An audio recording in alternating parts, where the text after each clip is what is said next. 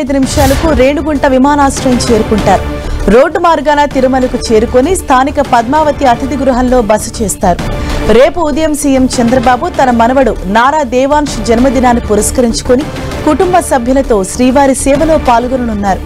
అనంతరం తరిగొండ వెంగమాంబ సత్రంలో దేవాంశ్ పేరుతో అన్నదానం నిర్వహిస్తారు. మధ్యాహ్నం తిరుమల నుంచి బయలుదేరి హైదరాబాద్ చేరుకుంటారు. చంద్రబాబు కుటుంబం శ్రీవారిని దర్శించుకుంటుందని టీటీడీ చైర్మన్ బీఆర్ నాయుడు తెలిపారు.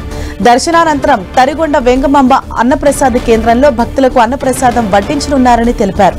ఒక్కరోజు అన్నప్రసాద వితరణకు అయ్యే ఖర్చు 44 లక్షలు చంద్రబాబు కుటుంబం శ్రీ వెంకటేశ్వర అన్నప్రసాదం ట్రస్టుకు విరాళమివ్వనున్నట్లు తెలిపారు. సీఎం చంద్రబాబు పర్యటన సందర్భంగా తిరుమల అన్నప్రసాదం కేంద్రంలో అదనపు ఈవో వెంకయ్య చౌదరి తనిఖీలు చేశారు.